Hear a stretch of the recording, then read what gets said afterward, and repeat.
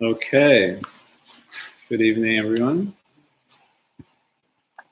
We shall begin. Om Ajnana Timirandasya Niranjana Shalakaya Chakshurumilitam Nena Tasmai Shri Guruve Namaha.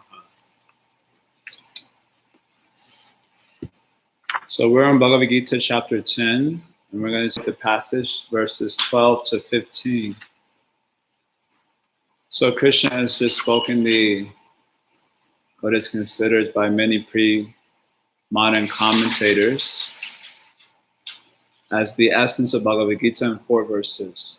Chatu Shloki Bhagavad-Gita. And in those verses, in summary, Krishna has just told that he is the source of everything spiritual material. Those who understand this by hearing from proper sources, by hearing from the Guru, then such a person becomes wise and he develops bhava. Bhava means spiritual love for God. And the nature of that bhava expresses itself as constant discussing amongst other lovers of God, the glories of God, and they derive great satisfaction and bliss from doing so.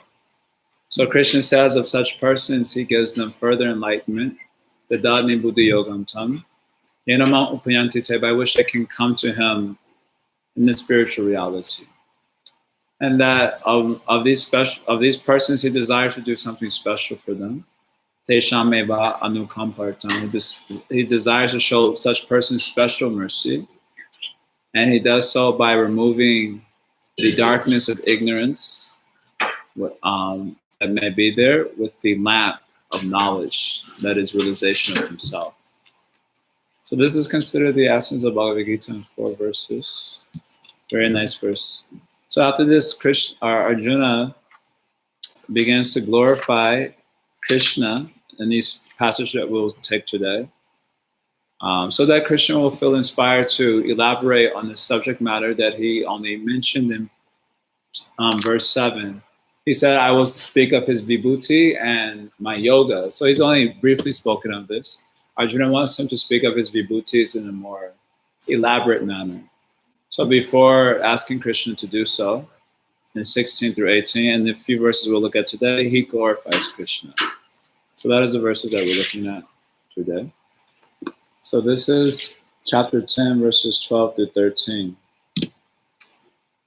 So, Param Brahma Param Dhamma Pavitram Paramam Bhavan Purusham Shashwatam Divyam Adi Devam Ajam Vibhum Ahustvam Rishaya Sarve Devarshir Naradastata Asito Devalo Vyasa Swayam Chaiva Brevishime.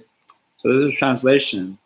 You are the Supreme Personality of Godhead, Param Brahma, the ultimate abode, Param Dhamma, the purest, Pavitram Paramam. We'll go through, expand on these words a little bit. The absolute truth. You are the eternal, transcendental, original person. The unborn, the greatest. All the great sages such as Narada, Asita, Devala, and Vyasa confirm this truth about you. And now you yourself are declaring it to me. So Arjuna is the first student in Bhagavad Gita. So that means that if someone is understanding Bhagavad Gita properly, they should come to the same conclusions as Arjuna. This is a simple argument that was offered by my granddad. I call him Granddad Guru. Srila Prabhupada, Granddad. Arjuna is the first student of Bhagavad Gita. So if someone is understanding Bhagavad Gita properly, they should come to the same conclusions as the first student.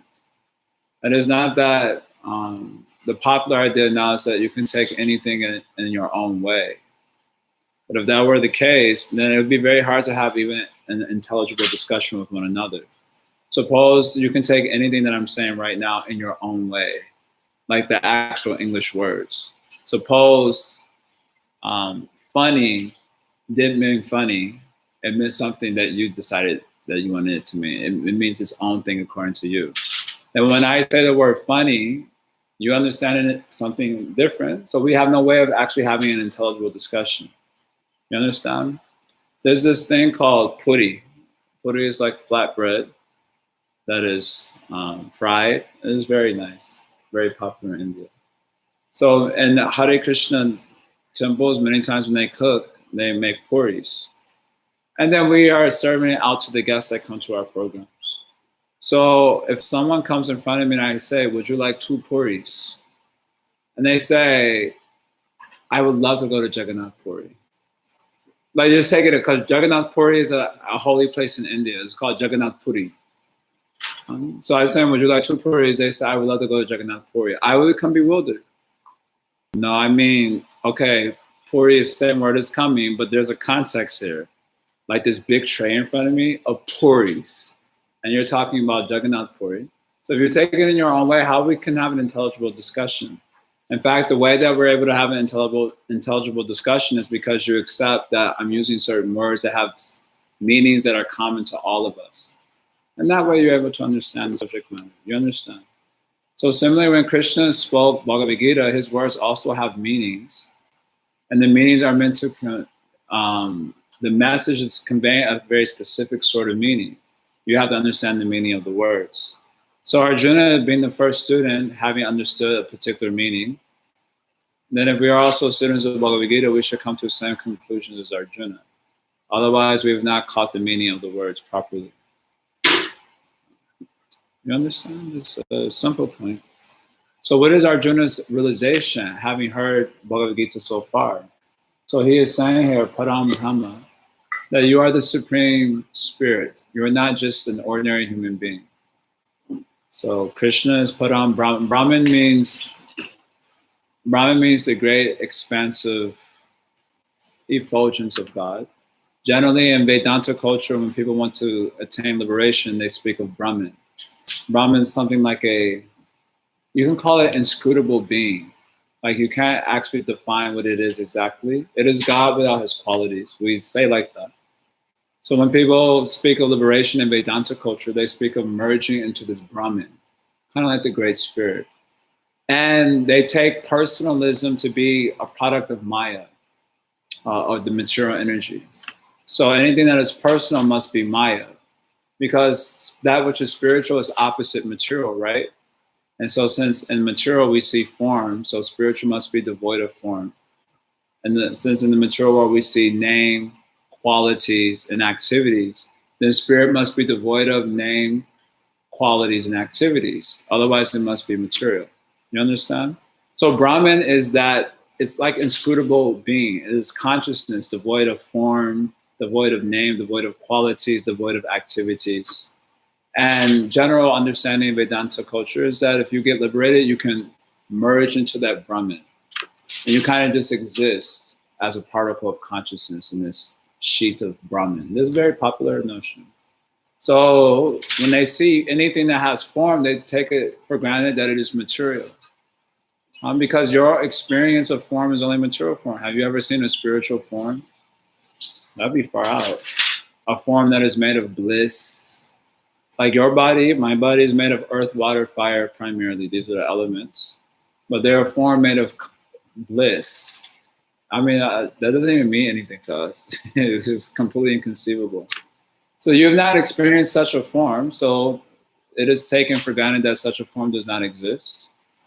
And therefore, spirit is devoid of form, devoid of qualities. And so when they see Krishna, it's a little bit of a problem for them. Okay, Krishna is like, the God that you worship for helping yourself become more spiritual, but he himself is a product of the material energy. So here Arjuna is not accepting that. He said, actually, you are the Param Brahman. So there is Brahman, but there's the supreme Brahman above that. You are the foundation for that Brahman, which everyone aspires after. And later on, Krishna will himself say this in Bhagavad-Gita. In chapter 14, verse 26, he says, Mam chayo avyabhicharena bhakti yogena sevate saguna samatitaitam brahmabhuyaya kalpate. So he says, if you perform bhakti yoga to him, then you can transcend the gunas of nature. So everything in matter is composed of the gunas of nature. So he said that You can transcend the gunas of nature by bhakti yoga and obtain Brahman. Brahma Bhuyaya Kalpate. Then in 1427, he says, Brahmano hi pratishtaha. I am the support of that Brahman. Just as the sun is the support for the sun ray, if you're looking for an image. So I am the support for that Brahman. So this is confirmed by Arjuna's own realization of Krishna, that Krishna is the Param Brahman. He is a support for that. I've been using this word last week, the Great Spirit. It sounds kind of like Native American, but as a translation of Brahman. So Krishna, Param means supreme or superior. So you're that superior Brahman that everyone is aspiring after. Param Dhamma. So you are the supreme Dhamma. The word Dhamma means abode, like house. The word Dhamma also means body. The word Dhamma also means light or energy. So he says, Param Dhamma, you are that supreme Dhamma, supreme light, or supreme body. Because Krishna is not different from his body. In the material world, we are different from our bodies. There's a soul inhabiting the body. But Krishna is not different from his body. So his body is said to be Param Dhamma. It is a supreme body. Because there is non-difference between Krishna's consciousness and his body, as there is between our consciousness and our body. Generally in the material world, we think that we are our bodies, and people think Krishna is not his body. It's quite interesting. But the opposite is true. Actually, we are not our bodies, and Krishna is his body. Sometimes in some commentaries you can read about Bhagavad-Gita, they speak about worshiping within Krishna. So there's Krishna outside, and then there's like a spirit within Krishna. But Krishna doesn't say that about himself. There's no difference between his body and his self, so he is called as Param Dhamma, the supreme body. Pavitram Paramam. Pavitram Paramam means you are the supreme pure. So by saying Krishna, one becomes purified. Or by associating with the name of Krishna, one becomes purified. By hearing about the qualities of Krishna, one becomes purified. So you're the supreme pure. And you're pure, your purity is such that you don't get contaminated by impure things by contact. Like us, when we contact something impure, we can become easily contaminated. Like if you contact dirt or something. But sometimes, in a little bit more subtle sense, you try to be a good person in this world, and you try to fight against evil. This is a very common thing that happens in the modern world now. You fight against evil because you're a good person. You consider yourself good, so you want to stand against evil. But because of always concentrating on evil, you start to exhibit some of the qualities of an evil person. Because that doesn't matter is very tricky, actually. Basically, whatever you put your concentration on, you start to become like that. That's just the nature of that's actually just the nature of the mind. So even when you want to protest against evil, if you're not very careful, then you actually get contaminated by that preoccupation with evil. And you can actually, in the name of good, do something very evil. I always give this example. I gave this example in the class before. When Trump was elected, there was Women's March, and Madonna was a guest speaker there. And her opening statements was that I really thought about blowing up the White House. And everyone began cheering, yay. And I was like, isn't that kind of evil? I mean, it's like a lot of innocent people in the White House, just doing their job, maybe like the maids and so on. They just mind their own business doing their jobs. There are plenty of innocent people there. Obviously, she can't blow it up, but even the thought like that. Now, someone would say, well, it's for the greater good because he's such an evil person. Well, that's what he thinks also when he talks about blowing up people. That is for the greater good. So there's something very peculiar about nature like that. If you keep concentrating on evil, then you also develop quality like that. And of course, the vice versa is true. If you concentrate on good, then you also become like that. Just like growing up, when we were watching different movies. There's one movie, Black Jeff, it was about a fireman. So when I saw that movie, I wanted to be a fireman and be the hero. The next movie I saw was Mighty Ducks, a hockey movie. So I wanted to be a hockey player. The next movie I saw was Sandlot. It was a baseball movie. So I wanted to be a baseball player. And I got into these things for like periods of time. Then I saw this one movie when I was a little older, Ocean's 11. So about thieves. And the thieves are like so cool. The way they were stealing things was just like amazing. And then after that movie, I was like, I'm gonna be a thief. It's very powerful, actually. I saw. Then you see like these movies about like assassins, like Assassin's Creed or something like that, and you see they're like killing people in such cool ways. And you think that would be cool. I want to be able to like take a arrow and like do like a somersault in the air and shoot like 5 directions, 3 arrows in 3 directions and kill people. So whatever you associate with, you bring your mind to focus on, you develop like this. Not exactly like that. I think, therefore I am. That was an argument. What is this guy? Descartes. This is his trying to make an argument for the existence of consciousness.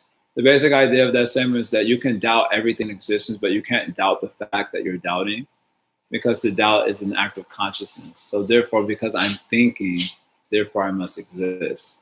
Insofar as thinking depends on existence to happen whatsoever. So that's the meaning of this particular statement of Descartes. But the idea here is that you focus on something so deeply that that thing, you become like the thing that you concentrate on. Krishna said as much also earlier in Bhagavad-Gita 8:6. So anyway, the point I'm bringing up here is that even when you try to be a good person in this world, when you contact the world that is full of so many contaminating elements, that contamination also comes to you. But Krishna is Pavitram Paramam. He is a supreme pure. So he purifies all sorts of contaminating things without himself becoming contaminated. This is the meaning of, this is the difference between his form and our form, or Krishna's being and our being. If we contact ordinary things in this world, we become influenced by that. But Krishna's being is such that he does not become influenced even with his contact in this material world. So that's actually an extraordinary quality. You don't think about it so much, but it's an extraordinary quality. There are many verses in the Bhagavatam that have caught my eye in recent times, where he speaks about how Krishna, when he looks, you can look at things without becoming contaminated or influenced. And I think about myself in New York, and when I look at things and how bewildered I become. Just walking, sometimes I say, I'm gonna go for a japa walk. Japa is our beats, we meditate on our beats. So sometimes the devotees, we go for what we call japa walks. We walk in the city, So I said, I'm gonna go for a japa walk. I'm like, not a good idea, bro. Not a good idea. You see seeing so many things, especially summertime, and the problem. Without going into any details. So Krishna is such that his existence is never contaminated, even by association with this world. Whereas our existence is perpetually contaminated by association with this world. Even when you try to do good, it becomes a problem. That's kind of extraordinary, actually. It's a little funny. Purusham shastratam devyam adi deva majam vibhum. So you're the eternal person, or Purusha, human. So the soul, he's constantly changing bodies. So sometimes in one life he is man or woman, and next life he is dog or cockroach, squirrel, rat. He's not staying in one position, he's constantly changing bodies. But Krishna is Purusha Shastra. He is the eternal Purusha. He is not switching around like that. Divyam means transcendent, beyond the gunas of nature. Whereas our bodies are products of the gunas of nature. And we're not transcendent to them. We're being manipulated all the time, very nicely. We already showed the picture last class of the gunas and the puppeteer. It was a very nice image. Adi Devam, you are the original Deva, the original God, the source of all others. Ajam, you are unborn. Vibhum, you are the greatest. So Arjuna, are you just flattering me? Because we are friends. I mean, this would be a hell of a way to flatter someone. It'd be a little bit of hyperbole there. You're the unborn. You don't flatter someone like that. So is Arjuna flattering? Krishna says, or Arjuna says, no. Ahus tvam rishaya sarve, devarsha naradastata. So all the great sages and rishis, they say this about you. So this is not just the confirmation of your friend Arjuna, but rather this is the confirmation of saintly persons. In our last discussion on Bhagavad-Gita, the 4 essential verses, we had underscored how the saintly saints are a very big thing in Eastern tradition, and they generally speak to ordinary persons of something transcendent. Because you can go to many Bhagavad Gita classes, as you should, and the Bhagavad Gita classes are nice. You should meditate on spiritual knowledge. But until and unless you associate with saintly persons, you don't always get a sense that it's real, or that there is not just some sort of mental gymnastics that you're kind of getting yourself into, but it ultimately has no substance. But when you see spiritual, actual saintly people, it speaks to something transcendent. And at least in Vedic culture, they recognize the existence of saintly person, and there was an education for honoring saintly persons also. Just like we learned, when I was in school, there was geometry and history class and gym, and they had a class for how to honor saintly people in Vedic culture. Because it was a huge part of the culture to see so many saints who renounced the world, whose existence speaks to us of something transcendent. So here Arjuna is referencing such saintly persons, saying, I'm not flattering you because you are my friend, but rather this is a statement of all saintly persons who speak of you. They speak in this way. Just like now, not now, some years ago, there was an atheist group. They started a religion called the Spaghetti Monster religion. I don't know if you've heard of this religion. They wanted to make fun of theistic people. So they said all these people are talking about God and they're just making it up. So we also make up one God, the Spaghetti Monster. And they wanted to be like, I don't know if they got officially recognized. I think they're officially recognized religion. I don't know what is their Shastra or anything like that, but, and they drew a picture of a, spaghetti monster with the, what do you call it? Like the pasta strainer on top of the head, and he has eyes, and like this, they make some joke. So no saintly persons has talked about the spaghetti monster, but there are plenty of saintly persons throughout history who talked about Krishna in their poetry and their literatures and essays, their commentaries and these great books. That is something that has been there for centuries, for thousands and thousands of years. Saints talking about the experience of God, and specifically the experience of Krishna is there. So if they had talked about a spaghetti monster, we may also come to consider that. So anyway, in any case, saintly persons are extremely important for the development and kind of development of conviction in spiritual life. And if you don't get a chance to associate with such saintly persons, it'll be a little challenging for you to hang on to the sense that there's something transcendent to this world. You have saintly friends, like outside of the Bhakti Center.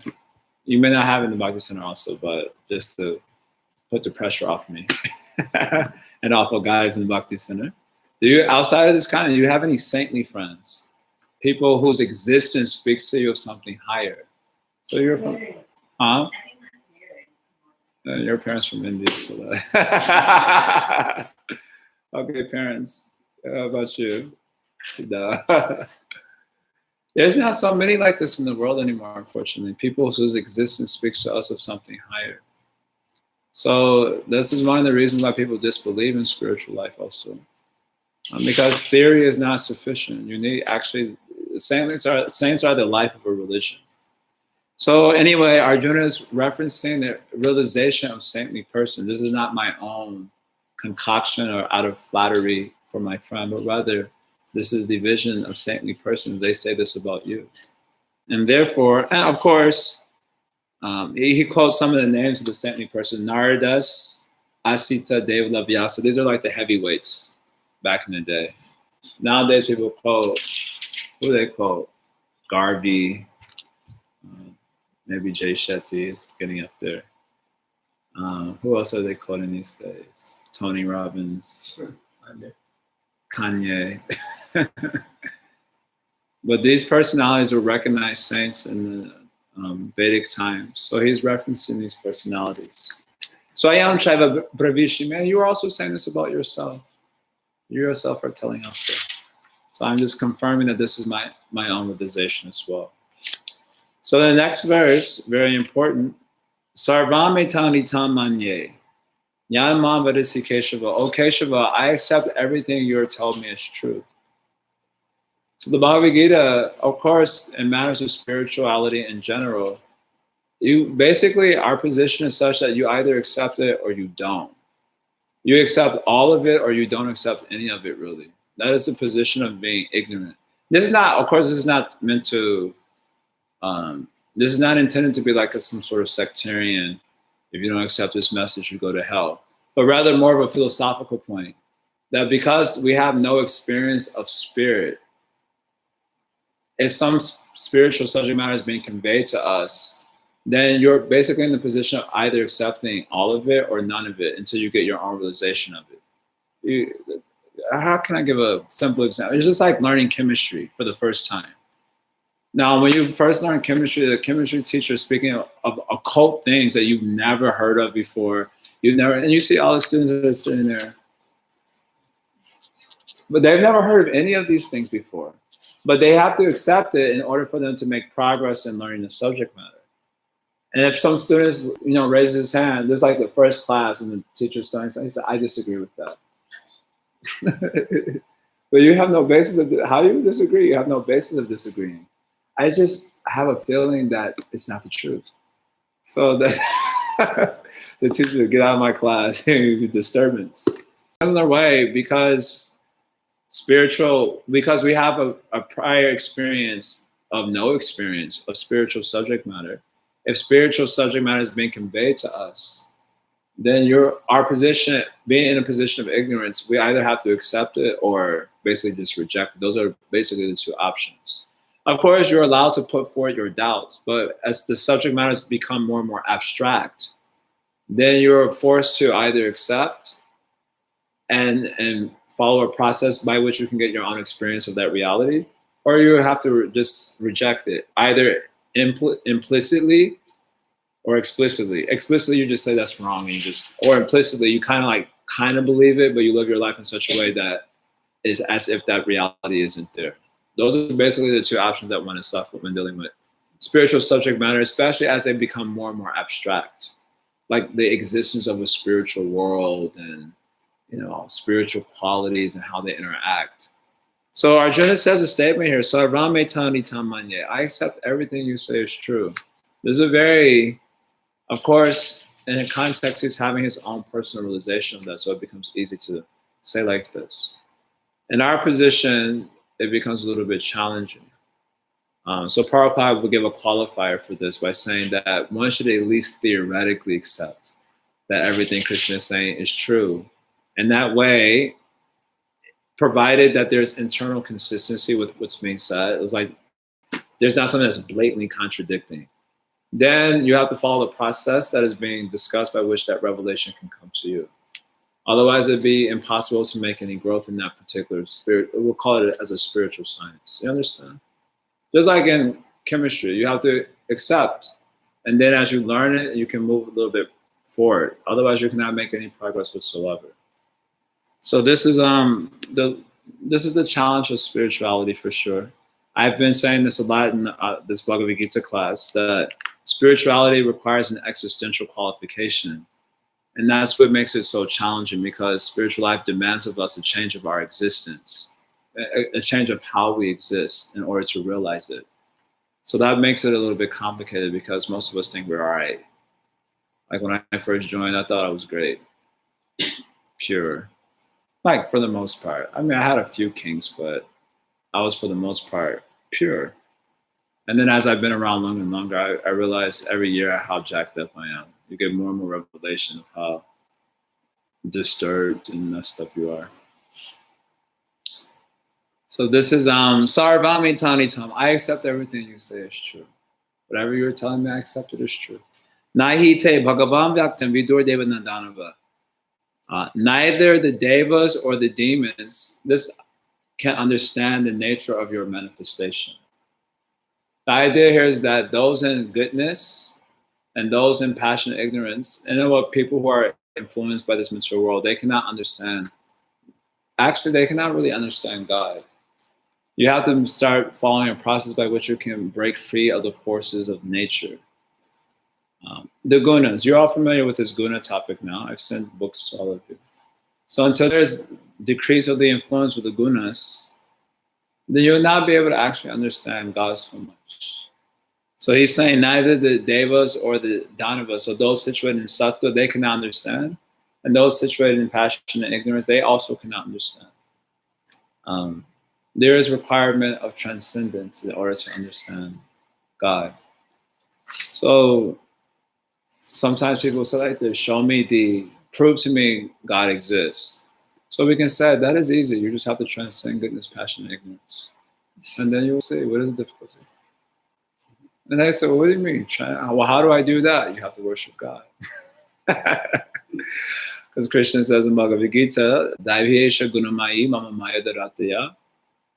that these gunas of nature are very hard to cross over. Mameva ye prapatyante, but one who surrenders unto me can cross over them easily. Mayami tam tarantite. Taranta means to cross over the gunas of Maya. So without becoming authentically spiritual, it's very hard to understand God. You can pontificate about, I can pontificate about God. If you're very intelligent, you'll do a very good job also. But unless you're actually making progress to develop yourself spiritually, and by spiritually I mean by actually trying to move beyond the gunas of nature, then these subject matters cannot be so much appreciated. So last verse for the day, and it kind of hits on the same idea here. Swayam evatmanatmanam vetatvam purushottama. So he said, you know yourself by yourself. This is the meaning. Swayam evatmanatmanam vetatvam means you know yourself by yourself. In other words, only God really knows himself. And if you want to know God, then he has to reveal himself to you. This analogy is very nice. A short story. Don't worry, I don't like stories telling too much, like really elaborate stories. It's a short philosophical story. So there was a king who had a desire to see the sun at night. So he had some foolish ministers that said, we will satisfy your desire. So the first minister made an arrangement for a candle lit, all the roofs in the kingdom to be very nicely candle lit to see the sun at night. So obviously that didn't work. It probably looked really pretty though, but it didn't work.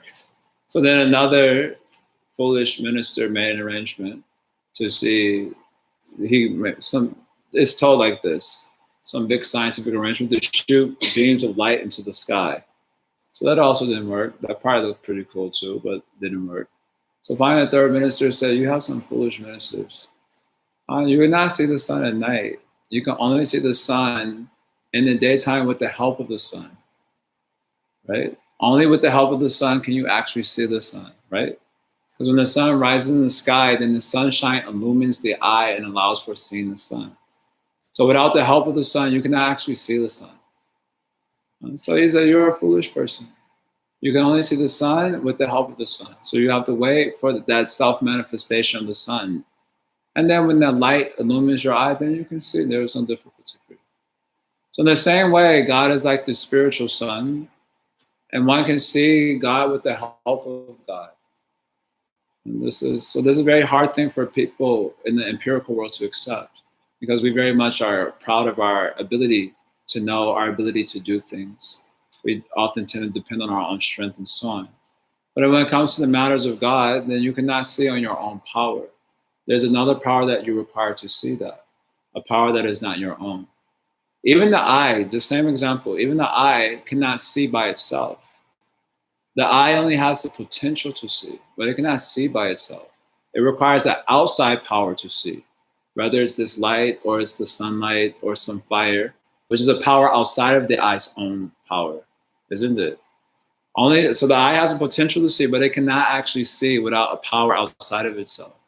In the same way, the soul has the potential to know God, because the soul has the potential to know anything. But his actual ability to come to know that is a power that exists outside of himself. So here, this statement is also being made. You know yourself by yourself. So the idea is to hit on the same point here, that's been a theme of this chapter 10, that unless this revelation is coming to you, and of course, the thrust of revelation through bhakti yoga. If we go back to the sun analogy, then if God is the sun, then the ray of the sun is bhakti. which is considered energy of God. So by that bhakti yoga infusion into our soul, that will illumine our soul and then give the revelation of God himself.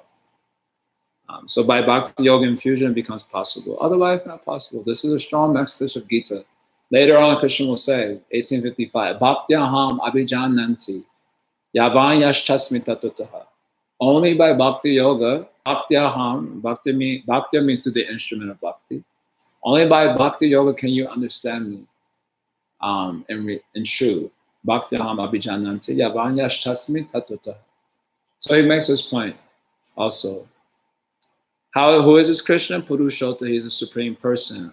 Bhuta Bhavanam, the source of all beings. Bhuta Isha, the controller. Deva Deva, of gods, he is the God. Deva Deva means the God of gods. Jagapate, the protector of the universe.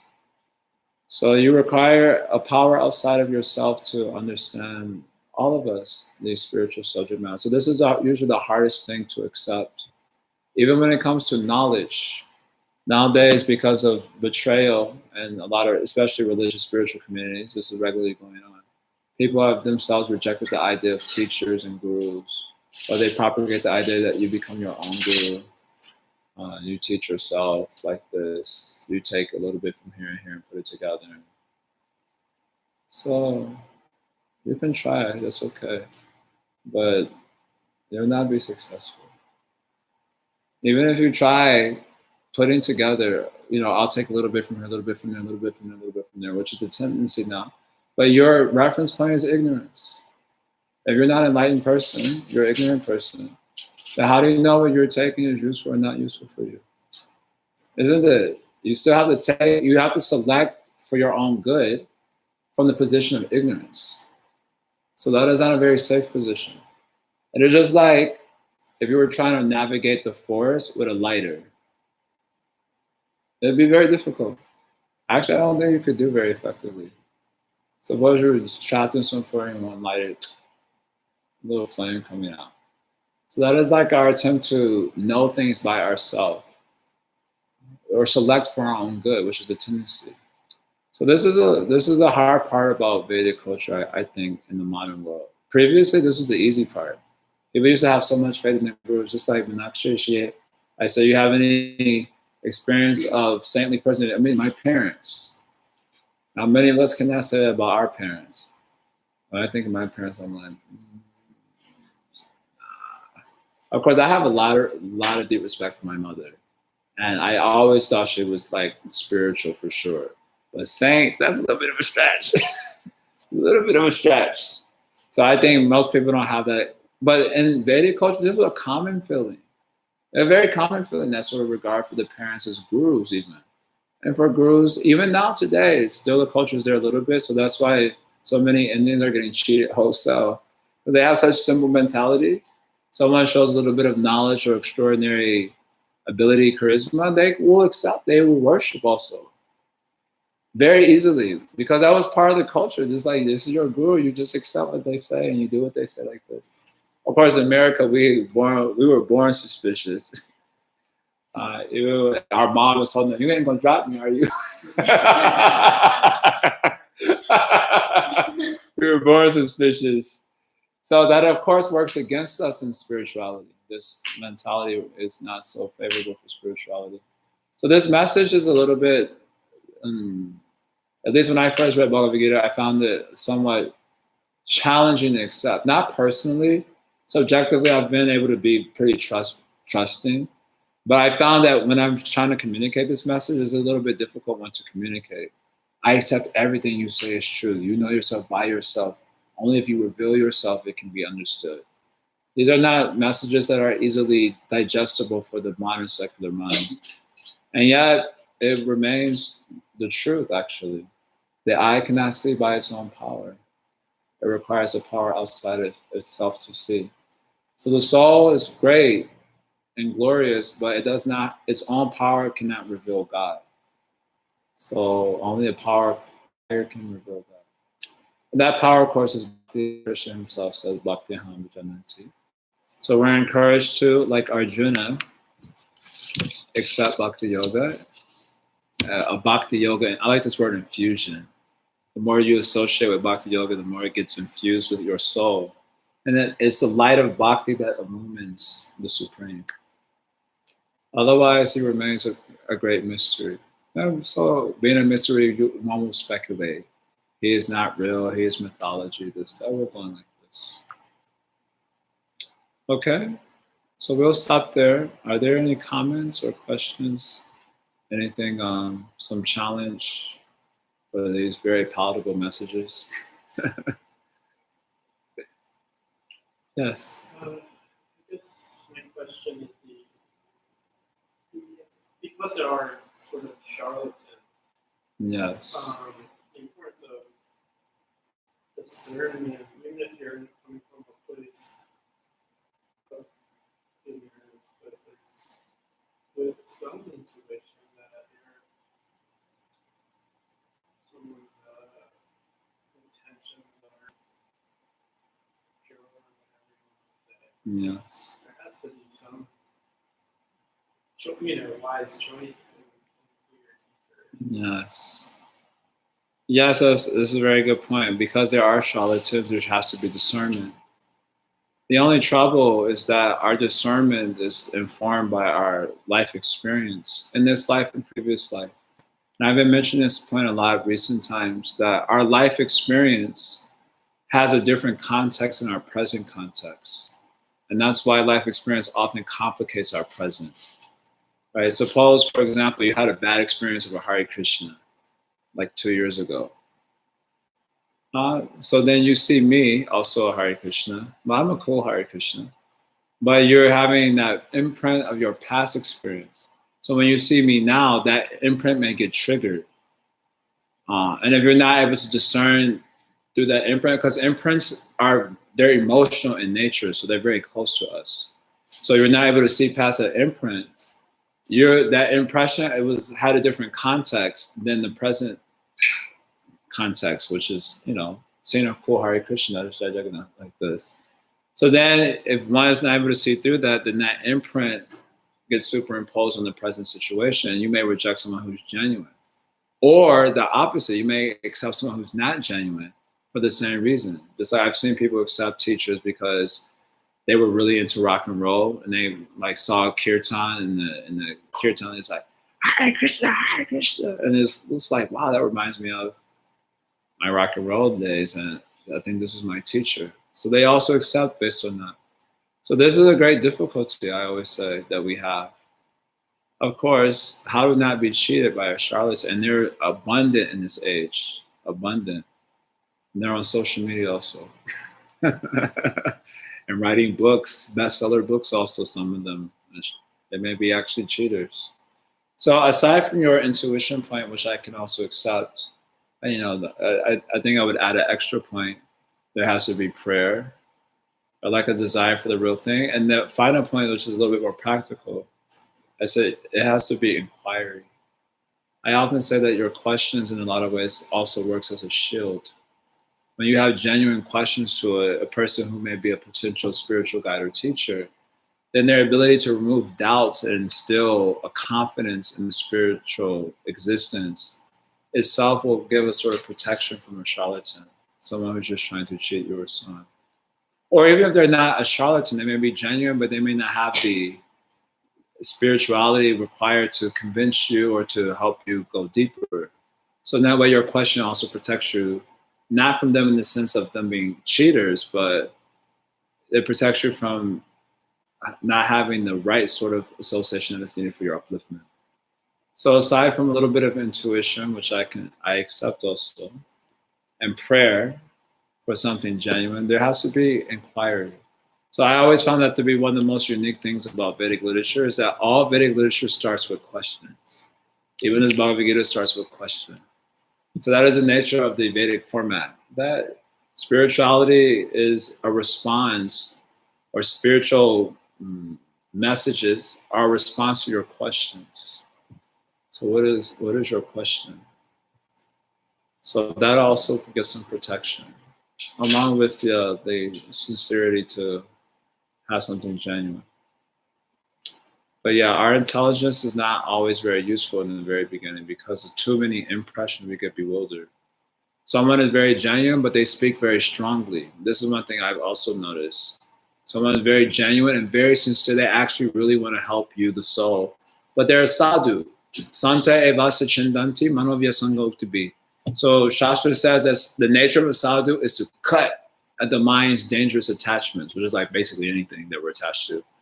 So when you get a sadhu, if they cut, then you don't like that experience. So you may reject someone who is genuine because of that also. I heard a story. Anyway, I share this story. I heard a story. One great sadhu in our tradition, one of his disciples came to him and told him he was having trouble with pornography. This was 40 years ago. About 40 years ago, 30 years ago. So he told the guru in confidence, that I'm having trouble with the pornogaphy. So the next day there was open class amongst his disciples. So he started hitting on this point about this devotees having trouble with controlling their senses. He said, just like something what they're saying, pornography, how do you say? He couldn't pronounce it. So one disciple said, pornography, Maharaj. And then he said, yes, and pointed to the disciple that had confided in him. Yes, looking at the pornography. So when I heard this story from a disciple of this particular guru, I was like mortified, like just putting myself in that context. And I was like, how could you even accept that? And you said you broke my trust and so on. This particular disciple very greatly appreciated, because he had a lot of faith in this guru also. And the guru means one who cuts, the guru means one who disciplines. The word shishya, the word for disciple, shishya, means one who is prepared to be disciplined. Otherwise, there's no meaning to disciple. And so he accepted that. After that, he had never had any trouble with that again. His faith in guru remained strong somehow or other. And he apparently became a very prominent preacher in Europe. He's since then left his body. This was told to me by a disciple of this particular guru. But I remember hearing that story and being like quite mortified that how he can speak so strongly like that in an open class. So my point in bringing this up is to say our impressions create a complication for us. And someone who is very strong will be rejected, and someone who is very sweet but ignorant or a cheater will be accepted as a genuine person. And this is very much happening all the time today. So yeah, there has to be a life of prayer. And also inquiry. If you have those questions, who am I? And then you have so many doubts also. There's so many doubts are there. So those doubts have to be presented. And then if you say, oh, all my doubts are being cleared up so nicely, and they're giving me a conviction by their being and by their answer of something, then you might say, this is practically my guru. I already practically accept him. So this is my general advice to people when they start thinking about this more seriously. Don't put too much of your money into the intuition thing, because we're probably not mature enough to navigate all the literally millions of impressions that can bewilder us. Is that okay? Yes. Is there a systematic way to clear away past imprints so that you can be present in a more objective way, so to speak? Yeah, there are two ways. Easy way is to, chant Hare Krishna, we say like that. Associate with the mantra, Cheto Darpana Marjanam. The mantra itself is meant for purifying our mental being, our souls ultimately, of all these imprints that we tend to be preoccupied with. So that is definitely an encouragement to associate more with the mantra in meditation. And we do kirtans also here, and this is a very powerful way to clear out impressions. The other way is, which is a little bit perhaps more, you can grab it a little bit easier, is you have to actually study literatures like Bhagavad-Gita so that you can see through the illusion that are just imprints being activated. In other words, I'll give you an experience today that I had that was very, very nice. I went to the gym with a friend and we started with cardio. I hate cardio, but he was insisting that I do it. And he was like a professional, what do you call it? physical trainer, sort of. So I did the cardio, and I had these short shorts on. That so my phone and wallet was in the short. My short was like pulling down when I was running. So I put it in the cup inside and ran. Got off the treadmill and forgot it was there. When did something? 15 minutes later, I come back and it's completely gone. So I'm like looking around the gym, seeing where I was at. I couldn't find it. Went to the front desk. Anyone turn any? No one turned anything in. So you can probably imagine what impressions were coming up, having lost, and the wallet had quite a bit of money in it that I was supposed to put in the bank, and my credit cards were in there, which doesn't really have any money in it, but still I was attached. So you could imagine all the sort of imprints were being triggered by the experience. So immediately, my friend he was showing more anxiety than me because he was feeling, oh, because I made you do this and you forgot the thing. And so then I was just like, no, this is kind of just a lesson that I need to be more attentive when I have like important objects around me. So, but I mean, I had a lot of impressions in me. I had the like curse word impressions were coming up like anything. But I started to meditate on Bhagavad-Gita and certain verses of Bhagavad-Gita that talks about how to deal with duality when you're faced with it in a very visceral sort of way. And I just started meditating on those verses, and I was like, okay, this is a really good time to practice this. It was a very disturbing situation, and I was just like, I just kind of I took some deep breaths and I meditated on a few verses from Bhagavad-Gita, and then I just went on, with my day. My friend later on, as I was looking for the thing, he was asking, he said, what are you gonna do? He was like deeply concerned. So what are you gonna do? I said, I'm going with my life. This is the nature of the place that we live in. You encounter pleasing circumstances and you encounter unpleasing circumstances. And we're advised by the Bhagavad Gita to deal with that with a neutral mind. So I said, I'm going with my life. This is how the material world is. Later on, I get an email about 5 o'clock that we have your wallet and phone. And everything was, everything was safe, everything was there. So when I was walking back to the gym to get my wallet, there were other impressions coming up. Whoa! God, you could look it out. All these sort of imprints were coming up. But I took the same opportunity to practice our philosophy. So I could feel the like elated imprints in the body itself were coming up. But I was just being chill about it. Chant Hare Krishna. This is the way of the world also sometimes. So you would meet with a pleasing circumstance. And not that I wasn't happy to get it back, but I wasn't allowing myself to become like overjoyed. Like, wow, this is amazing. Krishna really looks out. Either way, I was thinking, okay, I lost that. This is a lesson to be learned.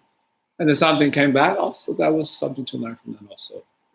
So in that way, how do you deal with imprints? We have to increase our knowledge and kind of our...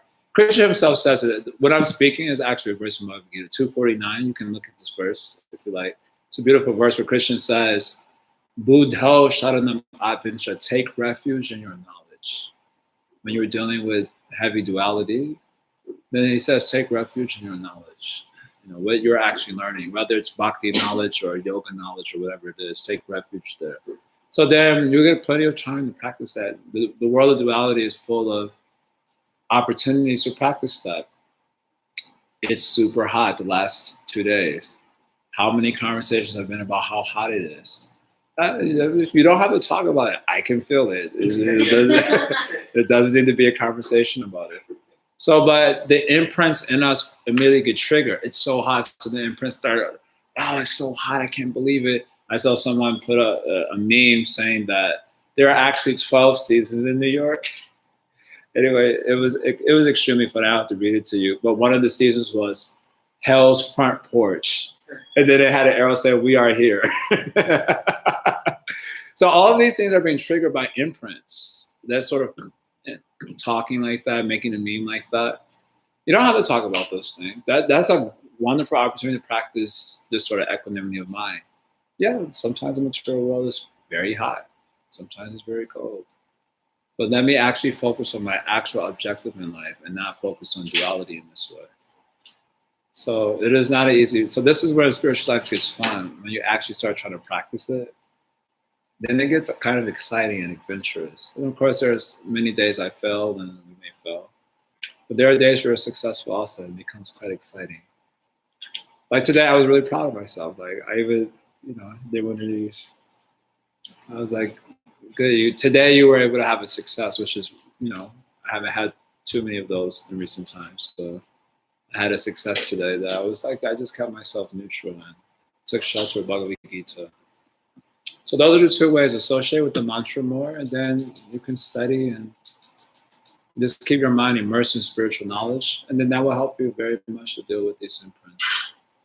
That is the only thing I can recommend for my state of realization right now. So I hope that is good. So we'll stop here for right now. Thank you all very much for your continued participation. Hare Krishna.